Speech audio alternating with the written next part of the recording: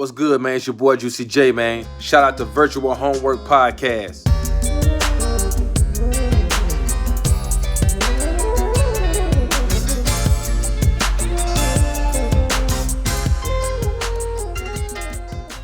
Hello, everybody, and welcome to the Virtual Homework Podcast for all your virtual homework podcast needs.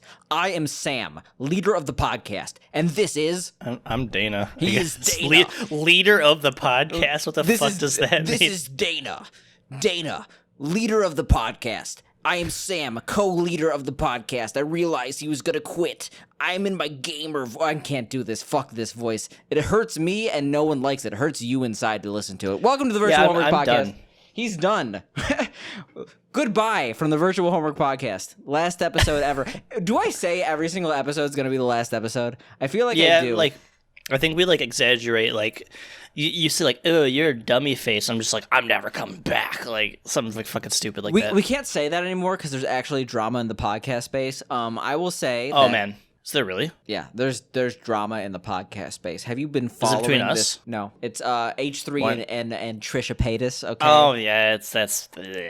Well, the thing is, Angela, my girlfriend, is super into the H3 podcast and frenemies. So while I am not going to say I'm not into it, I've been more involved than I normally would be. I'm going to say I'm into it. I'm going to say I'm into this drama, and I've been following it hardcore. And of course, Trisha Paytas is in the wrong.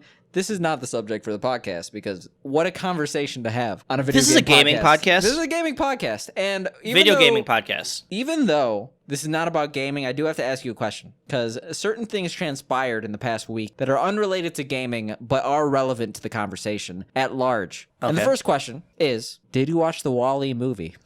So let me tell you about the WALL-E movie. Since then, I've become a WALL-E addict, a WALL-E file, you might say. I deep dive. He built a WALL-E sex robot. Heavy thinking on the WALL-E fandom and lore, and I feel like I'm a better person now. You did not answer the question at all. Did you watch the WALL-E movie? No, I did not watch the WALL-E fuck? Movie. Okay, anyway, because I don't know. I will. I had a busy week. Do you want to watch it right now? Yeah, sure. We're gonna stop the movie right now. I mean, we're gonna stop the podcast. Oh my We're gonna God. stop the podcast right now. Watch the entirety of the WALL-E movie. You called my and come bluff. back. It's not even that long of a movie, but I just don't want to do that right now. Even though it is a great movie. I love the WALL-E movie, but yeah, Dana unwillingly owns the WALL-E movie now. I may have a problem where I send Dana shit, and it's kind of harassment, honestly. It's like it's like things he doesn't want. He sends me flags for random African countries. He'll send me the fucking Mao in the back behind me. That is a weird without context. We were having a conversation about the Eritrean government. It was legitimately an academic conversation. We were deep diving into Eritrea, and it was not Eritrea. I'm confusing. My favorite flag in the world is Eritrea. We were talking about Comoros, which is a similar flag, similar in geography. We don't always just shitpost to each other. We sometimes, once in a while, actually have actual conversations on things. And what a conversation to have. Comoros, I'm a fan, but I'm also not a fan. Regardless, do we play a game this week? This is actually I don't want to say I don't want to say it's somewhat relevant to the game we played, but it is relevant to the game we played. However, I'm not done with a WALL-E conversation. I just have facts for you to spout off about WALL-E. Besides the fact that Dana is an ungrateful friend and he's not watched the WALL-E movie yet. Oh my God. I'm gonna watch it 5 times. He's gonna watch it 5 times, and that's not enough, honestly. I think he needs more. One WALL-E video game sold over 1 million copies. Jesus Christ. It lowers my opinion of the WALL-E game because I realize how much they just have a license to print money. They could have done a little better for 1 million copies. They don't deserve it. That's what I'm trying to say. They don't deserve 1 million copies. I mean, I actually thought back on the game, and the game really wasn't as it's not fucking awful. I didn't find many bugs. It just kind of worked for what it was. If you're a little kid and you'd like WALL-E, you'd probably enjoy it and stuff like that. I just thinking it from a non-WALL-E fan who doesn't know anything about WALL-E perspective is kind of where I was moving from. But the game's not terrible. As a non-WALL-E fan without perspective on WALL-E, this game really had a different opinion. But it's playing fucking My Little Pony's, fucking this is nothing compared anal to My adventure Little or whatever. How without being a fan of the subject matter. A fan of the subject matter? How? I'll say that much. My Little Pony fan or something else. If we're talking about that adventure, But what I'm also trying to say here, first of all, I will say that like I enjoyed the game, but it's like one of those things like you ever like see like someone like, oh, you're in class, like, oh, nice job in your presentation, but then they get a better grade than you, and it's like, was it that good, huh? It's Wait, what? It's no, I don't get the you don't get that at all. You're not No. jealous of the person who got a better grade than you, even though they're like, oh, nice job. It's like, really, was it that good? Mine was better. No, because I was the one that always got the better grade. Wow. I was maybe a little too competitive in school, but I have to confess here. Apparently, I am an idiot in that. So the Wall-E game on 360, Wii, and PS3 or PS2, sorry, not PS3. Was completely different. So yeah, the game we played, the PC version, was I forget what it was similar to, but it was not the game I played originally. The demo I played on 360, and I knew it was in the space section, but I also in my head I was like, I don't really remember it being like this. Like I don't remember a single one-to-one demo. Were they like completely different games? Yeah, completely different games. Like the levels were different. Oh wow. So. We did not play the Wall-E. Maybe that'll be a subject for a different podcast. Maybe we'll have to play the different Wall-E game. We're gonna have to play another fucking Wall-E game. Are you kidding me? I hope we do. I hope I'm motivated enough to pick that one day in the future. But that's all I had to say. We can move on now. What did we play this week? So we kind of threw a wild card out there for this one. Don't say we. Played a. You threw a wild card out there. We played a game called Disco Elysium. Which, okay, if we're talking about completely different versions, we played Disco Elysium like Reloaded or something. Apparently, this is a enhanced version of the game. It's a remaster of the game that came out, I think, in 2019, 2020, which. Actually, like the original game was considered one of the better RPGs of like the last 10 years, but like this really took it up a notch. The game didn't originally include voice acting at all, and it also didn't include the ability to have political opinions. And I feel like both of those are central features to the game. Like there were certain I thought that was like straight up like the main point of the game. Like fuck. Yeah. So that actually wasn't a thing until recently. Like actually, I'm gonna just list out all the features that were present in the new version of the game compared to the old one, because I think it actually like really does. I am so surprised how much of this is actually new content. Okay, yeah. So Disco Elysium: The Final Cut is a free update that has new political vision quests, full voice acting. Improved gameplay mechanics, character customization with clothing items, just more freedom overall, just more choices, and it was free. So it wasn't like that extensive, but like it was incredibly changing to like the game and the mood that it set. I couldn't imagine playing it without like a lot of the political options, because they kind of as you're playing the game, you can kind of choose which way you want to go with almost like every choice you make. Do you want to make it like you're for the people? Do you want to make it like fuck the people, like I'm a hardcore cop or whatever like that, or so do you want to be like a capitalist? Slow down. Let's go down here and talk about what the game actually is. Let's bring it back. All right. Anyway, that's a meme for later. Explain the game. You pick the game. Oh, so this is one of the truest to life versions of the role-playing experience, whether it's like you're playing Dungeons and Dragons, you're playing like Warhammer, like any of those other role-play roll the dice type role-playing games, in the sense that you can kind of choose however you want to play out the game. You play the story of a police officer in a fictional land. It seems like it's somewhat European, kind of like Ireland or somewhere like that. I was thinking almost like Eastern European. Yeah, you're probably closer to Eastern European based on like how like some of the other accents and stuff. Or like people Balkans. Yeah, the Balkans is probably more like it. And you are tasked with finding out the reason behind a recent murder in the town of I don't even know how to fucking say the name. The problem with all the names and all like the political parties and all the countries are like all impossible to fucking say. Glory to Acosta, right? Yeah, glory to Aristoka.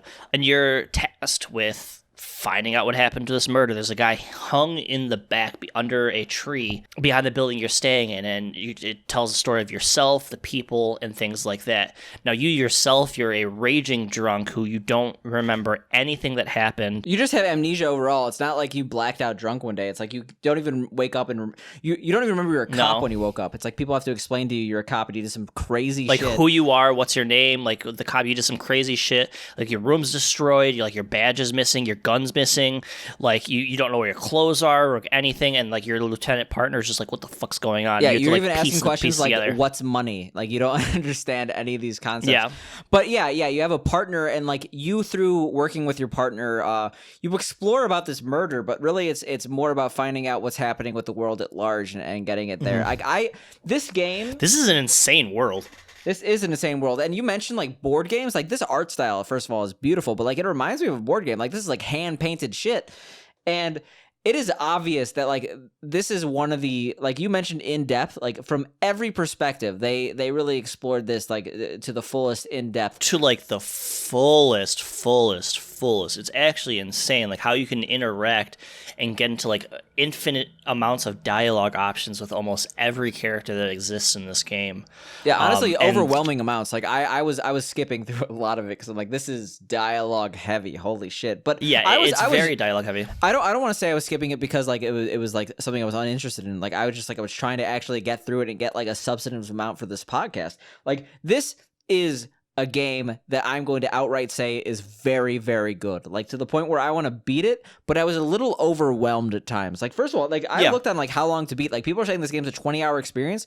I played about like 7-8 hours, and like it was introducing new shit constantly. Like there is so much stuff in this game. Like I'm actually a little worried over the amount that is being introduced because I feel like there's too much that's here that by the time I get to the end, I'm gonna be like, I feel like it was like almost like introducing too many things. So how this game works, that's just a playthrough. I actually spoke to one of my guildies about this game, who is very passionate about this game. This is not a one-time playthrough game. This is you could play this game 20 times through, and every person you talk to is going to be different as far as like how you deal with them, based on how you act, how you perceive yourself, and so on and so forth. There's like random choices you can make where you can roll a set of dice, and based on your initial stats or the stats you put in, you either get higher chances at rolling them, which if you make a success on them, you get special dialogue options. Also, if you fail them, you can get special dialogue options that could potentially make things worse, make you lose health, lose morale, whatever, and so on and so forth. Like a true RPG, you have that RNG element to the dice. Yeah, but the thing is also like there's situations where like I'll get a 3% like a success. And I'm like, oh, like it's so awesome to get that. Like I actually was really enjoying the. I like the RNG and the dialogue options because like it added some sense of like I don't know, excitement. Like usually when you're going through dialogue options in a video game, it's like some weird scenario where you're kind of just droning on, kind of like tuning it out. This definitely wasn't the case. This was a little like heavy at times though, when it was like talking about like political. Is literally like critical race theory. Like there's a lot of racist fucking people in this game. Game's set in like the 1940s, 1950s. Like it's when like the game is. I'm not going to call the game racist, but like the game has racist themes because the game is set in a time where people were literally racist, and like a lot of the motivations, like there's like labor unions versus communists versus like other factions, and like people are saying the murder was politically motivated, and like people were being racist and like saying like terrible things, and like that's the whole point. Like the game is supposed to be heavy in that it's regard. Also a fucked up town. There are like kids like on drugs. Like the first time I died was literally you come upon the body and there's like a drugged out 12-year-old kid whipping rocks at the thing. He calls you an F slur, and then starts screaming out that you're trying to rape him and you're pulling your dick out when you're not. Tried to stop him, and I failed my punch roll, and I fell on the ground and had a heart attack and died. I didn't try that. Actually, I played this entire game off like I didn't have amnesia, and I was just like a confident cop, and like I felt that was a fun way to play it. Well, that's cool. You can kind of do this however you want. I was playing as like I just did not give a fuck. I was just doing as many drugs as I can. What did you pick to do, like, the worst a base, by the way? Because I feel like that. I picked sensitive. Okay, I picked thinker because I'm a thinker. Okay, I'm sensitive because I wanted to manipulate people. Okay, I think it just gives you some like, extra base stats. I think you can kind of just become equal to like everyone else like by the end game. But yeah, like that. The choices are ridiculous. Like I haven't even like considered having a heart attack while trying to throw a punch, but like I guess that could happen because this character is an absolute mess. This game is weird. Can we just say that? Yeah, it's super weird. The dialogue is like hilarious. You like start talking about how like you want to be like a superstar, how you're this, you're that, how you're nothing. You can kind of like role play yourself however you want. Like I literally was like fighting some guy, some like 6'4" fucking shirtless guy to get past, to hit a switch to get into like an area. And I had like a 40% chance to like whip his ass. and I actually got it, and that felt so good. And I did like a spinning back kick to him, like crazy style, and everyone's like, "Holy shit! Like that guy's cool." And then like later in the game, people were like talking about it, like how like impressive I was. I was like getting like a superstar status. Well, yeah, the 3% I got was not throwing up when I saw a dead body, and that was pretty dope. Oh fuck! I really wanted to get that one. Yeah, well, the cracked out kid thought I was cool. Anyway, I want to just go back. Like, this game is so weird. I was actually almost like scared initially playing it because like there's like really intricate dialogue that you have with your inner psyche that like the game starts with, and it's like I don't even what even is this game? Like, I thought it was like a detective game, and all of a sudden I'm like having a conversation with my brain about killing myself, and I'm like, what the fuck is going on? Like, to the point where like I really applaud games that are this artsy and that are this ambitious that are made by larger dev teams, because we played a game like Gorogoa. That's one person. They could explore an idea that is sensitive to them, that is really exploratory. And this was by a whole team, right? This is like I went on their site because I'm like, this is impressive. I wonder who's working on this. I think it was like multiple dozen, so I'm gonna guess somewhere between like 20 and 40 people were making this game. It's kind of amazing what people can do with a larger team. Like, no, but it is amazing what they could do with a larger team. But like, I'm almost like, I'm curious how conversations about like this game's direction go, because this game is so weird. I feel like there have to be people on the dev team that aren't like on board for every decision. Like, the way this game starts with the dialogue, it's like, how are we like making this from the ground up, where like you have an entire dev team that is like willing to support this weird ass project, because it really is weird, and like it's in a weird in a good way, but like it's definitely a polarizing project. You know what I'm saying? I just found it interesting how like the different stories progress based on some of the people you speak to. If you win critical roles on them to get like special information or dialogue trees that allow you to speak to other people because you learned a certain fact about them, that allows you to go to other dialogue trees and to other stories and to other missions, like kind of like a real role-playing game, you know, like depending on like the good roles you get, you can kind of get more options and more lucky things to do. I thought this game was fucking awesome. Yeah, I did not play as much as I wanted to. I only played about 4.5 to 5 hours of it. I was just really busy this week. I definitely see myself coming back and playing this game. Yeah, and I think that, okay, I'm going to spoil it right now. We're going to start recording on Wednesdays instead of Saturdays. So while I'm picking a shorter game for next week's podcast, I think that the game is going to be short enough that I'm going to be able to play more of this game, hopefully, and maybe you will too. You like this game? I love this game. This is a great game. What I want to reiterate with what I was trying to say before is that, like, sure, this game is an RPG at its base, and like it shows as like a larger dev team making an RPG, and that like this game is ambitious enough, this game has enough content there that it's able to compete with large scale RPGs from this generation. Like, I'm not going to say it's Final Fantasy VII or something insane where it's like the scope is absolutely insane, but like it is definitely something that like requires a massive team to do. But the difference between this game and other games like Final Fantasy is that, yes, Final Fantasy has a great story, but it is less polarizing, less controversial with its themes. This game is fucking nuts. And I feel like that is where it really is unique. You cannot have some of these dialogue options in a game by Konami.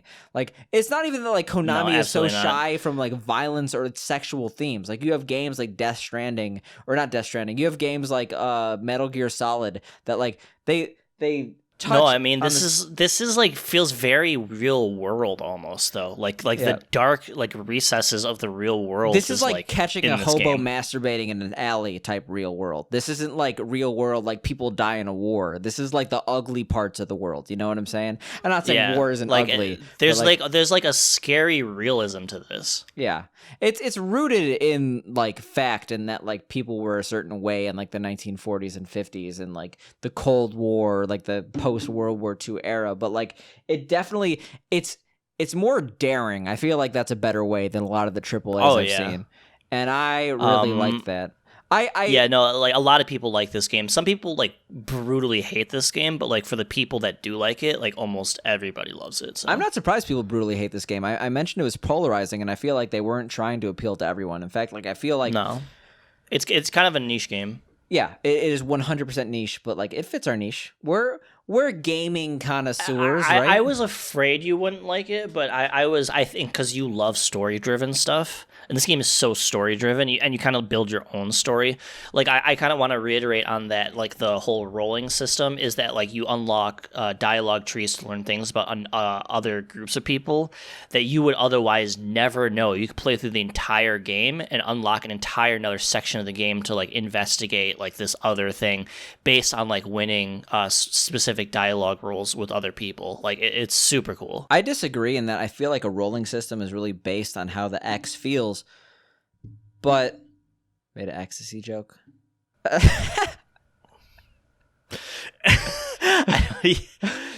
Speaking of rolling, the only piece of thing I wrote down was died trying to punch a kid in the face who was rolling on ecstasy and was screaming that I was pulling my dick out to rape him.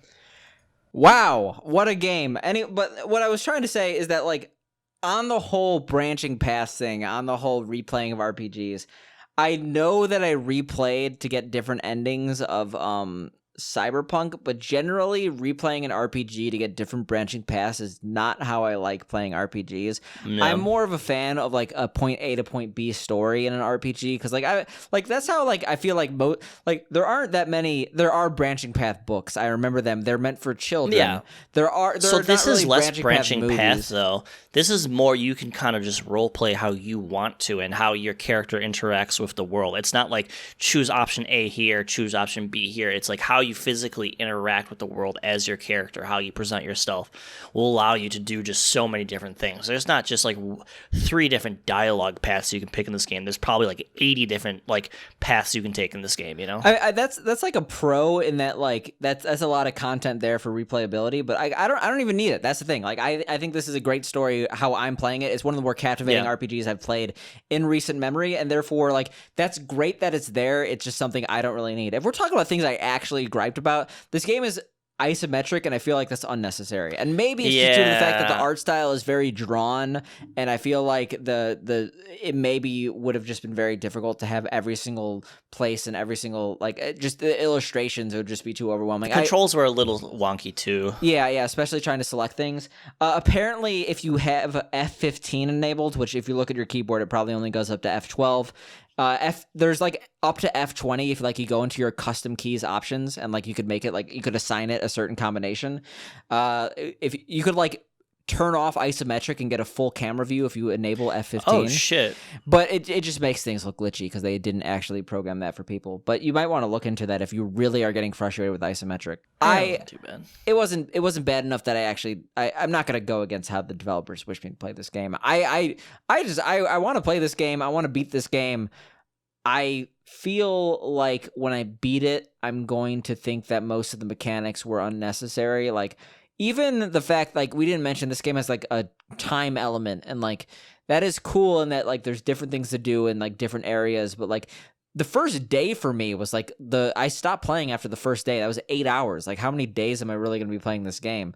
Yeah, I can't imagine, like, I like to think we kind of do a lot more of the completionist shit. You got to kind of wonder if a 20-hour playthrough is just, like, running to the end, or like we tend to like oh, look at this story mission, look at this side mission, like let's try this, let's try that, you know, type thing. I think I talked to everyone I could before I went to bed, at least that I saw. Like, I know there were probably people who were there that, like, after like 7 p.m. in game just like left or something like that. Yeah, but I genuinely enjoyed it, and like I enjoyed it in a way that I haven't enjoyed many other games in the podcast. Like, I was captivated by the story, and I'll be honest, when I was playing Wall-E, I wasn't super captivated by the plot of Wall-E. I was like, I've seen the movie, but I wasn't like, oh my god, is Wall-E gonna blow up the spaceship? Like, yeah, it's almost like a good show. It's like you want to keep seeing what happens. It was a legitimately good plot, and I feel like the introspective elements, especially when you're talking about your brain, because you are a very flawed character.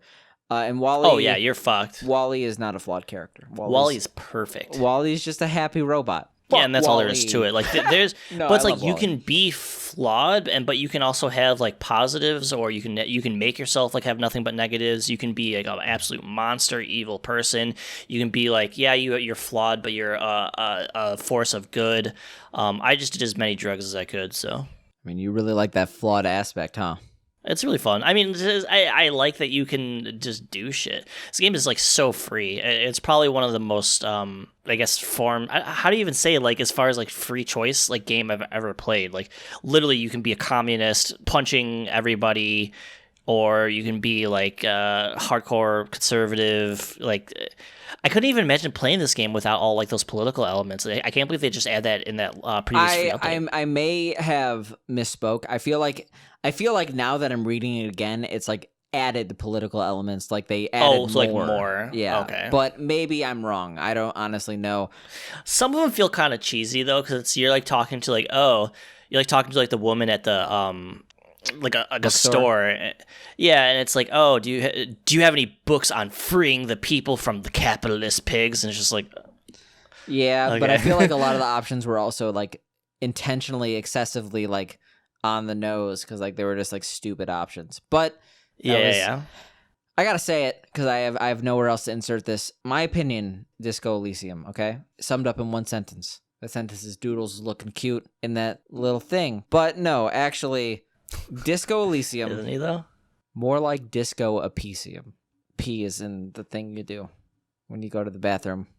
What? Disco Elysium. Because you're making me repeat this.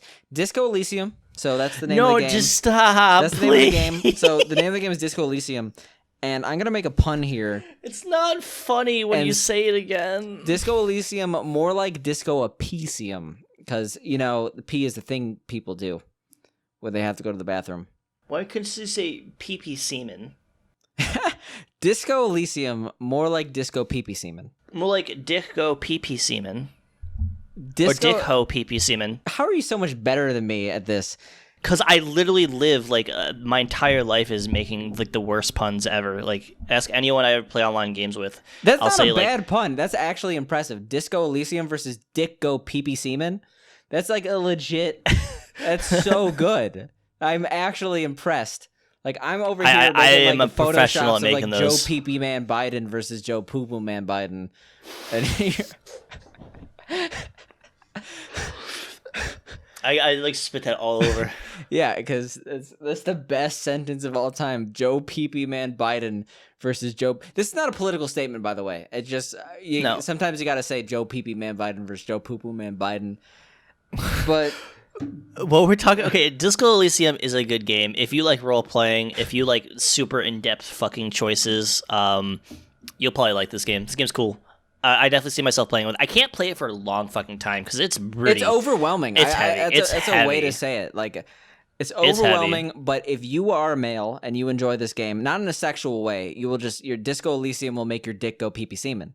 I brought it back in a good way. Let's bring it back. E3. Did you watch any of it? I've literally only watched the Nintendo Direct out of any E3. I did. I'm very excited for Nintendo though. I know we commented on E3, like just random news that came out last week, but I did actually watch the E3 Nintendo Direct, and I'm always lukewarm in every single Direct. I feel like there's a massive amount of the internet, like it's a meme at this point where like people are like so excited for the Nintendo Direct. It's like, oh my god, they're gonna announce a new Switch, they're gonna announce a new Mario, they're gonna announce a new Zelda, they're gonna announce a new Metroid, oh my god, they're gonna announce a new Star Fox, oh my god, they're gonna announce a new... And they don't. Everybody's like, oh, this is the worst Direct it's ever. the worst Direct ever, when in reality, like, honestly, like, people were disappointed in this Direct, but like, I don't really see a reason why. Like, it was pretty like within expectations of a large-scale development company. New Metroid, what are your thoughts?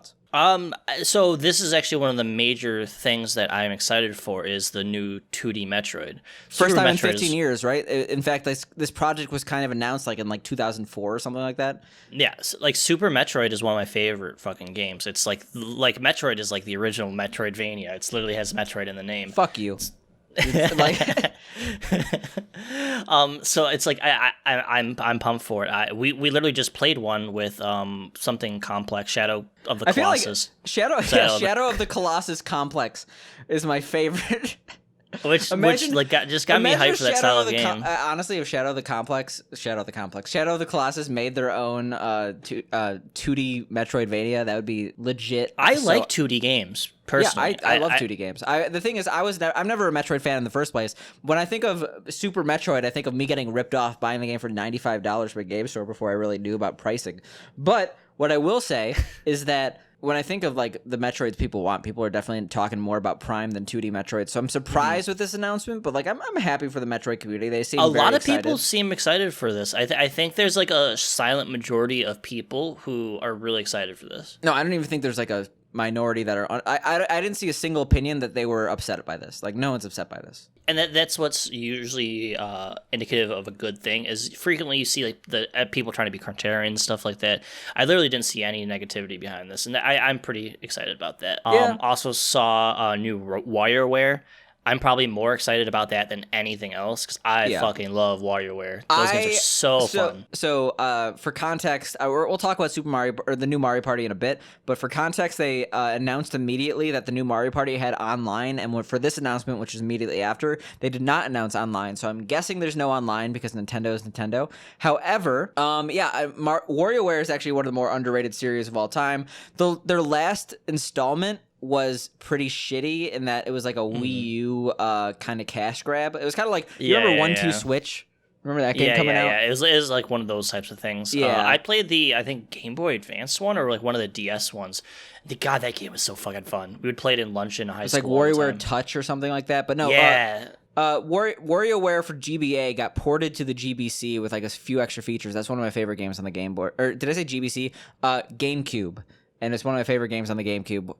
WarioWare, it has like a word after it, like WarioWare Reloaded. I actually wouldn't mind playing that on the podcast. I haven't played that one. Like just like WarioWare games are just super chill. It's actually really fun to play with people because you can play it by yourself and still like have a good time. Because everyone's like, oh holy shit, like what are you doing? You know, it's so fast paced. Like I really hope they do the online, maybe with just friends with WarioWare, because like I would genuinely like to play this game with you. I think like we could have so much fun doing the co-op. I genuinely hope they do too, but I'm just not expecting it because A, Nintendo, B, they didn't announce it. I remember, WarioWare Touched was the one for the DS, and then I think honestly awesome. The one I had more fun with, even though I played less of it because I never owned it, was WarioWare Smooth Moves for the Wii. Do you remember like having to put like a Wii? Oh, you never played it? It was really fun because like they used the Wiimote in weird ways. Like you had to put like your Wiimote on the head, and then you had to like move your head in certain ways. It was pretty dope. Yeah, like people I guess shit on the Wii, but like some of the motion control games actually were quite innovative and fun, especially when they took like those simple concepts. When you had to do like complex movement and stuff like that, it kind of got lost. But like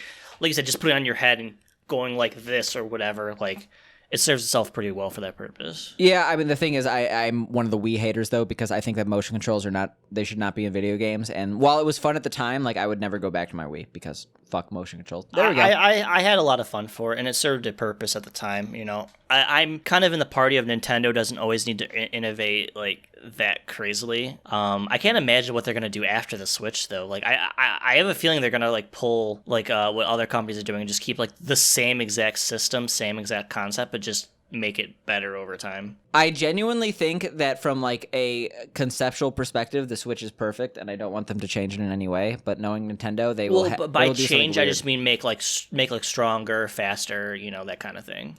Yeah.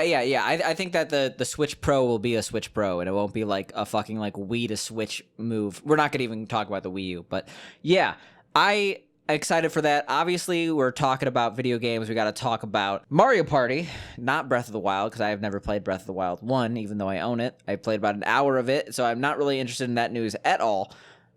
I love that they like also like didn't they like people were freaking out because they like announced like Hyrule Warriors DLC before Breath of the Wild, and people were like, holy shit, they're not gonna announce Breath of the Wild 2 development.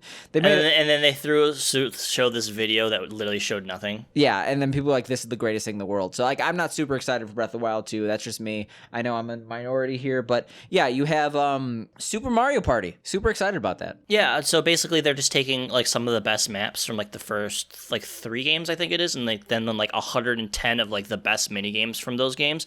And to me, like 1, 2, and 3, 2 and 3 in my opinion are the best best Mario Party games. Those games are so fucking fun. So I will also say that it is not Super Mario Party. It is Mario Party Superstars. I never bought the Mario Party for the Switch because, one, the game actually was mediocre, but two, like, it never had online support. I played a lot of it. It was fun. I mean, so actually, I'll go in. The reason why I was late to this podcast is because I was in a 30-turn game of Super Mario Party. Literally, like, it says it takes 3 hours. We were also getting, like, sidetracked. So, like, we started that game at, like, 5 p.m. And, like, at 10 p.m., we're, like, on turn, like, 27. We didn't even finish the game. Jesus Christ. It was the longest game of Mario Party I've ever had. I'm in the lead. I'm super hyped about that. Super Mario Party is a fun game. It's just like, it's not something you could really do in large doses. It's not really worth the admission of $60, considering you only get like 4 boards and it didn't have online at the time. So I never got it. So I'm super excited about Mario Party Superstars, even though from what we've seen, I bet it doesn't have that many maps, but with the online functionality, I'm pretty excited. It's supposed to be like 6 maps or something, but it's like some of like the better maps. And like you said, the online functionality that just queues you into other people. Well, like, what if someone leaves? Like, doesn't that just like ruin your game? Why would I ever online a Super Mario Party with people who are not my friends? I don't know. I feel like the whole point of Mario Party is to play with friends. Like, I'm already getting pissed at my friends. I don't want to get just like these fuckers that I don't know. Like, they're not gonna. How dare they? Some people like playing Mario Party. I guess. I mean, like, that's true. However, I just don't see it. I feel like even streaming is gonna be like private lobbies that are like, they might have functionality that allows you to play with like randos. It's probably gonna be similar functionality to what's in Super Mario Party. So I don't even know. But I just feel like I'm not even concerned. I don't care.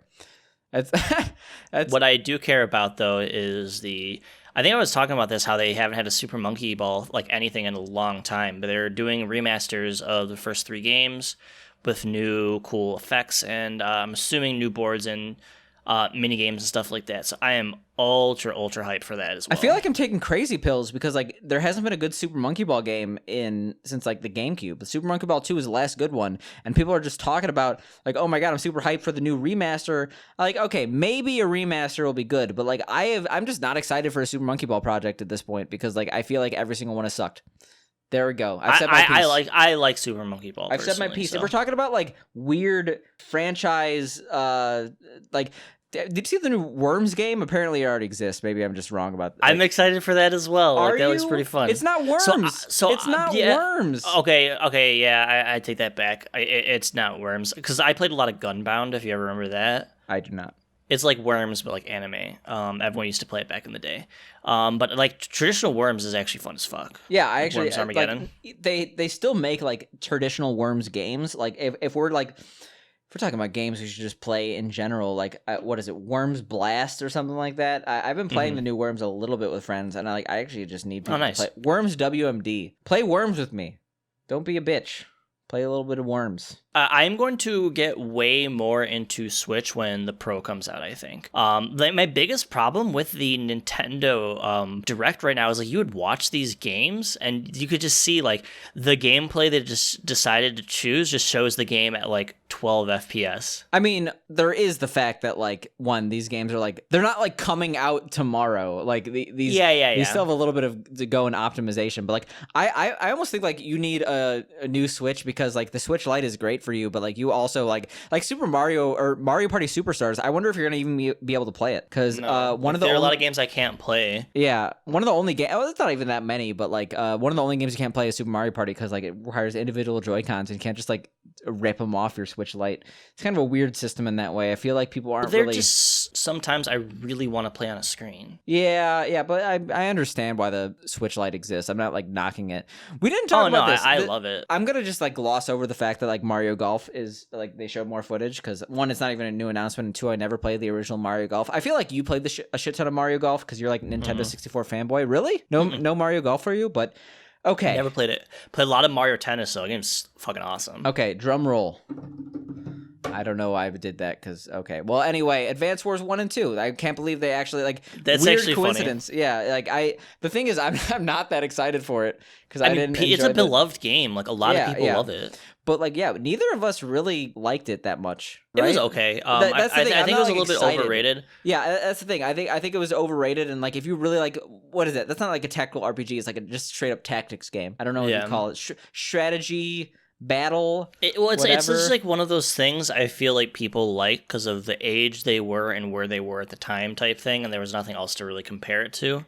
I feel like there are very few people that like go back and actually play these games or even play them for the first time. They're like, oh my god, these are masterpieces. Like a lot of people who go back and play games like Kingdom Hearts for the first time, like this game fucking sucks. You just press B. Well, I think that Kingdom Hearts aside, a lot of people are going to play Advance Wars 1 and 2 for the first time and really enjoy it. I think that the gameplay that is in Advance Wars is not really scratched. Okay, actually, no, XCOM, I guess, right? I don't know. I feel like there's a lot of games that do that. Yeah, never mind. I was just wrong. Like Tactics Ogre. Like what are you saying? Tactics Ogre is a new game? I'm saying like people from this generation.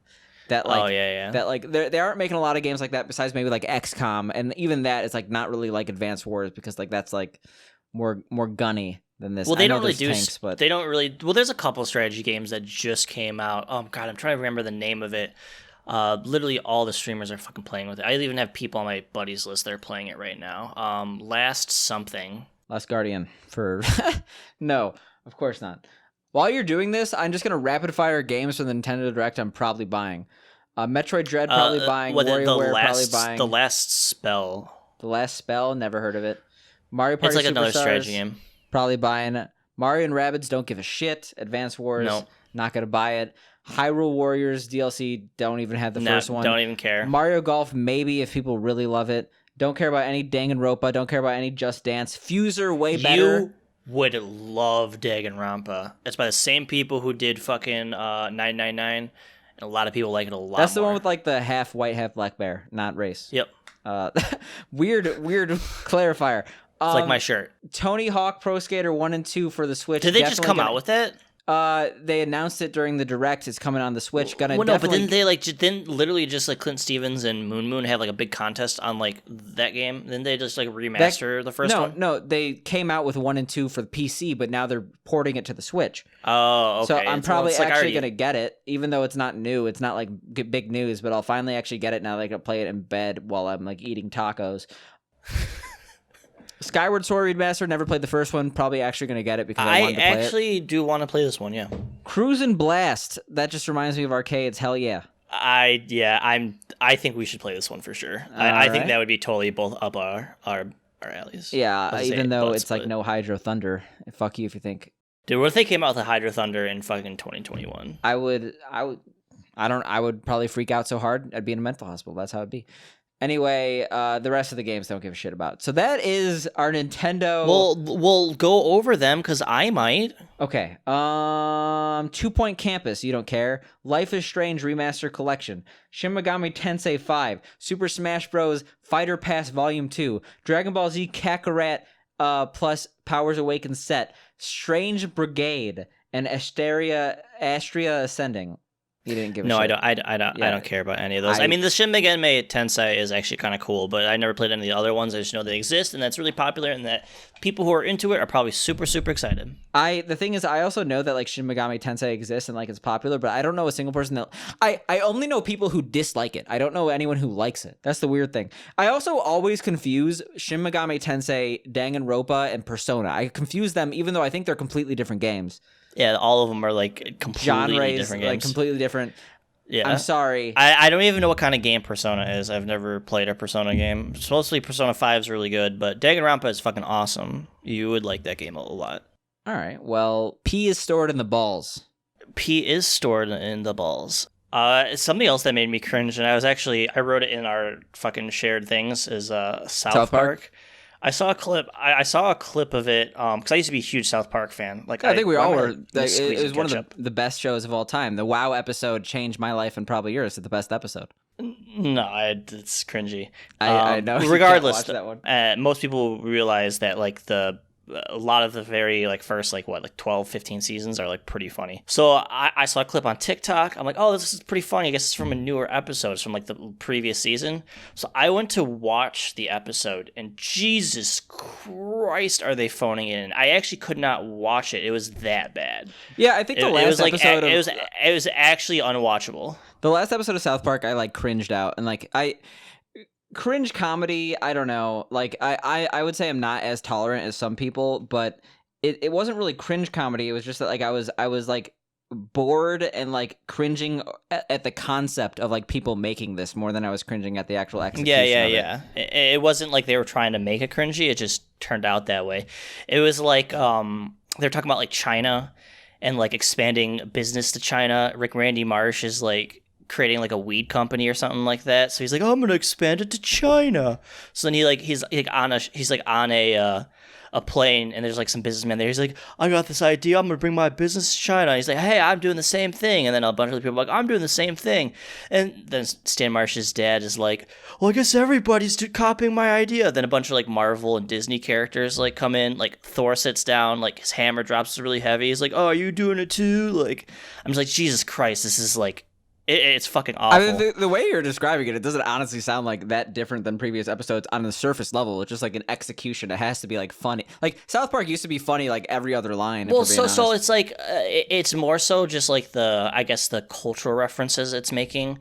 I feel like in the past it wasn't just every episode relied on like current event cultural things. Yeah, there's some dumb episodes that like literally have nothing to do with anything. The thing is, one of the reasons South Park was always so on top of the cultural zeitgeist is because it was like 6 days to completion. Like every episode was created in like 6 days, and it allowed them to do current events. So I don't want to go and say that like them not having cultural references is how it used to be. They had a ton of cultural references, but I think maybe they were smarter about them. I don't know. I don't even think like it just seemed like super phoned in, and I just don't. I watched all the original South Parks. I just don't remember it being like just Google most recent thing. Let's just make that in the episode. Like it was just, I don't know. Maybe I should go back and actually watch the old episodes, and maybe I'd be surprised and find that that is not the case. Yeah, well, I think that a lot of episodes probably just haven't aged that well. Like I think South Park was better on average than a lot of other shows, but like. While there were some really funny episodes, there are a lot of episodes that probably weren't as great as you remember. Like the consistency, I don't think was always as high as people like want to put rose-tinted glasses on. But like also like the fluidity is probably there. You just don't see it because you're coming from like not watching the show for a while. Like I remember do you remember when like FXX, when they like got The Simpsons or something? Like they did like every episode of The Simpsons marathon. People were saying that like the newer episodes of The Simpsons weren't really that bad in comparison. Like when you actually just like watch them like in a marathon setting, it's just that like the episodes have gotten worse. The switch is a lot more gradual and easier to tolerate when you're actually watching a bunch of them linearly. I don't really know if that actually means anything. I don't know what I'm trying to really say with that, but. I just don't care about South Park now. I'm just not in a time in my life where like South Park brings me any joy, so I don't watch it. That's it. Cringe. I call it the same thing that happened to a lot of Adult Swim shows, like when they were self-contained, their own individual worlds each episode, and then there's continuity. God, I can't speak English. I went to continuity. Yeah, that's the one. From episode to episode to episode to episode, I think it just makes it so much shittier. Yeah, serialization is what ruined South Park. I think that like the last one I watched was some like PC Principal episode when they're before the election, and that was like absolutely terrible. That's when I started watching, stopped watching, and I was just like, yeah, it's always this thing with shows where it's just like there really hasn't been that many points in a show where it's like one terrible decision makes me just quit the show forever. I understand there are shows like that. Maybe I've just been lucky and haven't watched them, but like yeah, it's usually just like one day I'm just not super interested. And then it's gone. Adult Swim, like I don't know, like when I think of like comedy shows, like there are some shows that can pull off like going outside of their own world. Like some of the best episodes, like King of the Hill, are like when what's his name? They go to Japan. The Hill family. What's the family name on King of the Hill? Wow. But yeah, like a lot of shows they just can't handle it, and then they like rely on that crutch, and then they turn into Family Guy. Basically, a lot of shows just turn into Family Guy. And that's it. There was there was like a video I saw about like what happened to The Simpsons. Is it the one that's been in the day The Simpsons died or whatever? It's been in my recommendations on YouTube for like 85 years. Can you send that to me to see if that's the video I saw? Because I remember it actually being quite good. No, this wasn't the episode The episode? Tune into the next episode of YouTube. Coming out tomorrow. This wasn't shut the fuck up. Basically, it just becomes like every character becomes like a characterization of itself. Same thing that happened to Family Guy. It's literally called Flanderization because it's named after The Simpsons. Yeah. Have you ever like gone down a rabbit hole of TV tropes? Oh, absolutely. Like just going into like random shit and so on and so forth. I actually haven't looked at TV tropes in fucking forever. Yeah, but that's like classic TV tropes like Flanderization. Oh well. Oh well, yeah, it's okay. I don't really. That's the thing. Like by the time Like, do we really even watch TV anymore? Yeah, I mean that's part of it. The second thing is like by the time shows get to that point, it's like I don't care about the show, so I don't really care that it's gotten bad. I don't really miss it that much. The thing is, I'm a hypocrite though, because like I literally was thinking today because I was at some friend's house and we were playing or we weren't playing MMOs, but we were talking about MMOs and they were just talking about like all the MMOs and like, oh, I know someone who's really into like a Silk Road Online. Yeah. And I know someone who's really into like RuneScape, and I know someone who's really into WoW, et cetera, Final Fantasy 14. I'm like, wow, I really wish I was into an MMO because I just miss MapleStory. I want to be able to play MapleStory with me. I'm not gonna fun. do it. Fuck you. I could make you have so much fun. No, the thing is, the part that everyone hated is the part I just loved the grinding. But, like, I love the grinding at, like, dumb times. I like taking, like, 3 years to get from level 50 to 60 because the game is, like, set up in a weird way. It's exactly the same, though, except it just all starts at 200 now and the content's 1,000 times better. That's the problem. I want it to be low-level grinding. That's my favorite part of MapleStory. It's literally identical, except your number says 200. I can't do that. I want to just be low level. There's literally an event right now where you can level to 200 really fast. Like, no, that's the thing. I guess the best way to explain it is that like I just want to be able to be a noob grinding. Okay? Yeah, like, that's everybody at level 200. No, that's why would you have level 200 be where you're noob? That's like 2/3 through the game. That's like less than one 100,000th of the way through the game. I'll just make my own MMO. That's all I need to do, and then I'll make it so you have low level grinding takes 8 hours to go from level 1 to level 2, and then 30 hours to get from level 2 to level 3, and then you can't get to level 4. It's impossible. That's literally what it's. That's literally what it's like, except it starts at 200, because that's what they start balancing content around when they have bosses and stuff like that, and it's super, super fun. That just sounds stupid and roundabout. Just like make a game that actually starts at level 1. Well, no, so like the whole point of 200 levels. So like 1 to 200 is to teach you your class, your character, and get you through like the basis of the game. Because the problem before is they just threw you right into it and didn't give you any explanation or teach you how to play the game. Now, like the first 200 levels is kind of like an introduction to, I don't know like about teaching that, you how to. Because like when it took you like 8 years to get from like level 1 to 60, like but you understood that. The difference is everyone who was playing the game at the time was like 9 years old, so it's like you can't do you don't have that amount of time. Just quit your job. It's so easy. Just if you're playing an MMO, why do you need to work? I mean, yeah, but why do you need money? Just live it with your parents and then play MMO. Like this is so simple. I can't live with my mom anymore. God, that would. Are you? I mean, like, I don't want to get too personal because this is a video game podcast here. But what do you think? Like, could you ever go back to not living alone? Like, even roommates. How about roommates? No. What do you do in this house? And don't get too explicit that you can't have a roommate. What's like? I like doing what I want to do when I want to do it. Like, if I want to cook food at like 3 a.m, I'm gonna do it. Like, if I want to stay up all night playing games, I'm gonna do it. Like, if I wake up, fucking walk naked as fuck into my kitchen, curl in a ball, fetal position, cry on the floor, and no one's gonna stop me. Well, no, but it's like I can drink smoothie out of the fucking carton of my kitchen and out of the fucking smoothie in a carton. Yeah, like the Bullhouse Farms ones. They're like super good. Oh yeah, okay. You ever have the Green Goodness one? It's super good. I can't afford that shit, man. It's like $4 a pop. You're over here telling me like you're chugging double shot espresso Starbucks. It's like $4 for like a gallon jug of it. Yeah, but that's a pop. It's and one I sitting get because I leave it out and then I forget to put it in the fridge and then it's gone after like 4 sips. Well, that's why I open the fridge, go glug glug glug glug glug, cap back on and put it back. You're talking to me about like just like you have like 8 double shots a day. No, I haven't had a double shot in like a month. I bought 4 of them like the one time and was like, hey, these are good, and you're like, yeah. And it's speaking of Flanderization, I'm like, oh, Data drinks 5 double shots a day.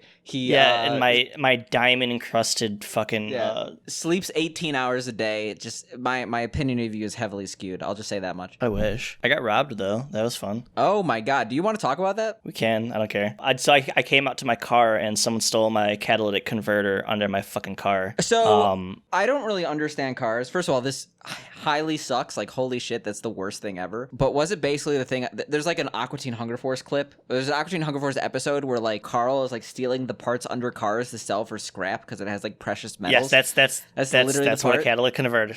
Yep. I didn't realize that was a thing until Aqua Teen, and I wonder how many people also watched Aqua Teen. It's like, I could make some easy money. It's a huge problem. Like literally hundreds of thousands of cars a day this happens to. Cadillac. Who's buying these converters? Scrap shops. I guess, but like that sounds like heavily illegal. It's like, yo, I just got like 8 converters. Can be $400. Yeah, but so they're let me start from the beginning. A catalytic converter, basically, it's two things. For one, it has precious metals in it that are worth money to a scrap shop, or two, depending on the car you steal it from, it could be wanted by a mechanic to like fix up older cars. You know how like old Toyotas and Hondas from like the late 90s, mid 90s and stuff like that, if you just keep up with them, they last for fucking ever. That's a thing. So a lot of certain catalytic converters, like I have a 2002 Acura that uses either Honda or Toyota parts. So the cops basically said my car was targeted specifically because I had 93 to like 2003 range of catalytic converters that could be used on those older cars that are super wanted. Basically, it's going to cost me about $1,000 to get this fixed, and they made about $50 off of it. Good thing you made about $4 million on crypto and another couple million off ad revenue of this podcast. And then it all crashed. But no, it just blows dick, and it's like I almost just want to put a note under my car that says, "Don't steal this. Call this number. I will give you a $100 bill not to steal this." Yeah, but you know that either two things are going to happen. One, they're going to be like, I'm not going to call this number. It's definitely a police sting. And two, if they do call the number, you're just going to get mugged if they're willing to steal catalytic converters. If you need $50 that badly, you're probably not someone who's going to be making great decisions. This isn't something that's like rare. This is like incredibly common. Like incredibly. Then why isn't it happening to me? Common. Huh? I don't know. You just probably have a newer car. Huh? No, I shouldn't. It doesn't really happen. This actually it doesn't really sucks. happen. It doesn't really happen in the newer cars. It's mostly older cars because they're used. And that to go to the second part of this, the issue is that places are accepting it, and they should have laws against it. Like for example, they recently put in laws to where if you go to a scrap shop with like a shit ton of copper wire, like you ripped off someone's house or something like that, you have to give them like a license, an ID, like proof for like where you got it from and stuff like that. There's no such law for catalytic converters, which they fucking should, because. Yeah, this was not something I would expect to ever have a conversation with on the podcast. Like, someone stole your, like, do you have a working car right now? No. Well, I mean, it works, but it's like, like, is it like gonna explode any minute? No, it's nothing like that. It's basically literally under my car between the engine and the exhaust. There's a 1.5-foot gap. Oof. Can I oof chungus that, or are you gonna leave the call? Yeah. That's a big oof chungus right there. Okay, that's big ass chungus. Big ass chungus got some jiggle to it. It's fucking criminal though, because you like go into these scrap yards. It is quite literally criminal. They'll literally have like just piles of fucking old catalytic converters. They went to one scrap yard and they had like piles of like 500 manhole covers from Chicago because people were bringing them and selling to them. Like these scrap yards, they should be fucking arrested and thrown in jail for accepting this shit. Like, I mean, when I think of a scrap yard, I think of the guy who worked in a scrap yard. I think of the guy who worked in a scrap yard and like what is it? Breaking Bad. I think of the guy who worked in a scrap yard in Breaking Bad. He was doing what is it? Shit. What do you mean? No, I forgot I saw the for first a second. season. Yeah, no, but I mean, I don't know. I feel like there's already a stereotype of people who work in scrapyards doing sketchy shit. So probably comes from a good reason. If I was president, if we had Picante for president, my name's Sam. I don't. My president anymore. is black. My Lambo's blue. I'll be goddamn if my rims ain't too. There we go. I remember that. The best Young Jeezy song. Since this is now the point of conversation, because we're no longer going to be depressed with real life. Fuck you, Dana. What was I talking? I was talking about something, and I was going to bring something else up, but I forgot what it was. Scrapyard criminal Kent. Oh no, it was on the tip of my tongue. It was actually an interesting topic. Young Jeezy. Before Gucci that, Mane. Before all this, let's rewind it. Let's rewind it back. I was talking about like let's these bring places... this shit back. You ever think a podcast? You ever think a podcast brings this shit back and just can't do that in the podcast medium. I mean, you can barely do it in the rap medium. Let's just re-say everything we just said. What's the worst Bring It Back that you've ever heard? Like how long? Like I hate when I'm like listening to. I used to listen to like Power 92, and they would like play half. So I'm like, let's bring that shit back, and then they just play like the whole song again. I can't for the life of me remember the name of the song, but there was a song I remember. It was by some like Space Ghost Perp type artist, which is kind of weird because they don't really bring it back. But like it was a 2.5 minute Bring It Back. I've been listening to this song for like almost the length of a full song, and then you just bring it back. That's uncalled for. There's only one song where the Bring It Back is actually good, and it is Paper by Gorilla Zoe, because like there's like commentary on the Bring It Back. It's like, we're gonna bring this shit back and press play, and it's like, wow, you just explain the process of bringing it back, and I'm okay with that. I don't know the I don't know the song, so you don't know Paper by Gorilla Zoe? No, we're gonna have a Gorilla Zoe interlude real quick. Yeah, I guess, but you obviously did not grow up in the suburbs of Chicago where we had it hard. We are pausing the podcast for the first official Gorilla Zoe interlude. Hold on. Technique, man. Hold on, man. Hey, hold on. Dog, we sit here together. You feel me? Man, take that shit back, man. If they ain't hit the first time, man, rewind and then press play. They ain't hear it the first time. Rewind and then press play, because they're listening to the song, but they haven't heard it. No, so that's why you got to rewind. It was just on in the back. I wasn't paying enough attention. Yeah, so you got to rewind that shit and press play. I understand the logical reason in that case to bring that shit back. This is the conclusion of our first Gorilla Zoe interlude. Yeah, we're gonna have a couple. Enjoyed it as much as we did. Man, Gorilla Zoe brings me back to high school. I don't think I was Gorilla Zoe's target audience, but here I am, very happy that I listened to Gorilla Zoe. I'm pretty sure it was mostly white people who listened to. Yeah, actually, Gorilla Zoe kind of had like also like a lot of jams that were like, you know, like autotune before autotune. It's like, my baby. Yeah. I never really listened much to Gorilla Zoe. I was more into like Young Jock, Young Jeezy, like Lil Wayne, Gucci Mane. My stuff Camaro like that. by Young Jeezy will always be a good song. No, you gotta listen to White Girl by Young Jeezy. I know all. It's like White Girl. It has Lil Wayne, and who else is having it? Oh, dude, and the thing about fucking, I've said this a million times. Yeah, it's USDA with Lil Wayne, Rick Ross, fucking fabulous. Oh my god. Dude, they used to have these remixes that just went 10 times harder than the original. Yeah, the Ace Hood Hustle Hard with But anyway, go to about 1:30 into the song. It's slowed down Gorilla Zoe. It's good. He sounds like a gorilla. Is that racist? Well, no, I mean like Are you racist right now? No, I mean if like a gorilla started rapping, like this is what it would sound like. Super like, I didn't mean it like that. Like if Donkey Kong started rapping, like this is what it would sound like. Donkey Kong already rapped. That wasn't DK rapping. It was DK rap. That was DK. No, I guess, did DK have single lyric in that? No, none of them did. None of them did. It was like some mysterious. It was God. It was God. Well, like who else? Like, so you got to put yourself in the DK universe. So it's like they're just like dancing and like doing Donkey Kong shit, and then there's songs playing. I mean, going back to a previous conversation, did cringe just not exist before like about the year 2000? I mean, I imagine it did to some extent. Is just his documentation ability became better. No, because like for example, DK rap, they tried to recreate that with the ukulele rap, and you could say the ukulele rap because you know ukulele the game. Mm-hmm. Because it's like inspired by Donkey Kong, whatever. Like it has like members of the original Rare team or something like that. Something of that sort. Like they tried to recreate the DK rap and made a ukulele rap, and it was the most cringe thing in the world. But honestly, if the DK rap came out today, people would be like, "This is the worst thing to ever hit the shelves of American video games." I just think we didn't have a frame of reference at the point, and mostly everyone who was enjoying video games at the time was children, versus that is not the case now. Like if you're a child, they're gonna be a lot more accepting of something that's like ultra cringe versus something that's, I guess, not, you know. I mean, it would be less cringe honestly if it was a good game. Like legitimately, if you had like you can get away with so much. It's like the fallacy with pricing.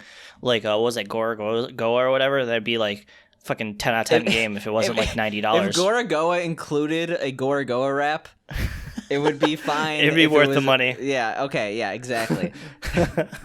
We're finally here. and put it in a window. I'm not gonna even try. I'm cringing myself right now. That's it. And then you put it in another window. Yeah, I don't know. And then you put it in another. I'm making this worse for you. It doesn't have to be the DK rap beat for the Go Agora rap. Like it does. What if every rap for like now on there's just like the I made it law as president. Oh, Doodles is back. I mean, if we're talking about cringe, you got to what's with this Wendy's Rick and Morty? You have that listed as a topic. So apparently they took over a Wendy's in California for a weekend, and they called it Morty's. And then you get to go through like a car wash of Rick and Morty posters, and like, oh, you gotta get the Rick and Morty burger. It's a fucking pickle Rick burger time. Like, and people are just eating it up. People are like, I waited 9 hours in my car in the hot sun to ride my car through this so I can have the privilege of spending money at Wendy's. I can't believe they're doing this again, because I feel like, what was it, the Szechuan sauce from McDonald's? That was like the turning point where people like realize, like, because I still think Rick and Morty is an okay show. Like, I was never one of the people who thought it was one of the greatest shows ever, but I actually did watch the first 3 seasons. I don't know what they're on anymore. But I like, think they're on season 4. I don't think I ever saw season 3. I think I saw half of season 3 actually. Now that I think about it, I think it went through like the what happens to like a lot of shows like Super Jail is like they just run out of ideas and it just becomes too like, oh, okay. Isn't the show renewed for like 9 seasons though, or something ridiculous? Something ridiculous like that. But yeah, like I remember I was just like looking at the news for McDonald's, and a lot of people were like this, and I was just like, yep, this is the cringy shit I've ever seen. This fan base sucks. It kind of just made me uninterested in the show. So if I was Rick and Morty, I would just like never do this again. Well, I mean, they don't care. I think one of the creators is kind of distancing himself from it, and the other guy's just like, whatever, money. I'm gonna stick my pickle Rick in a Wendy's burger. What? Do you remember that? Okay, you don't remember the video of the Twitter? What even is that? That was like a deep. What even is that? Do you not remember the video of the man fucking a chicken nugget? Not a chicken nugget. Do you not remember the video of a man fucking a McChicken? I'm like looking at the like, no. You don't remember McChicken randomly trending on Twitter, and then there's like a BBC and a McChicken. I don't know what's on your algorithm. So no, I do not remember this. This is as he furiously types, like, I hope you find nothing on it, and that's just like, I hope I find nothing on it. So it's like it was like specifically targeted towards you. No, okay. BuzzFeed News, a video of a guy banging a McChicken sandwich trended, and everyone is freaking out. This is 2016. I can't find the original video though. I'm sorry. You could find the original video if you want. If you want to search man fucking... Someone made Rule 34 where they made a McChicken a woman. You ever just... I hate to be like, do like the Reddit thing. Like, that's enough internet for today, but like, Jesus Christ. Here you go. I'm not even clicking on the video. I just copied the link. All right.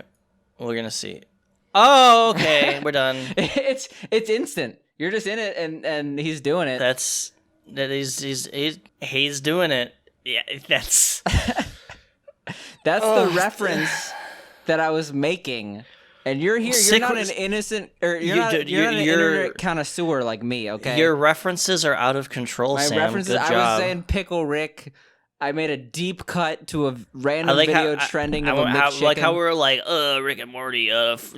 Hey, look at this exclusively fucking exclusive. This explicit video of a man fucking a chicken sandwich. Maybe we'll do it. Maybe that's the next step. Okay, we're done here. Podcast over. It's done forever.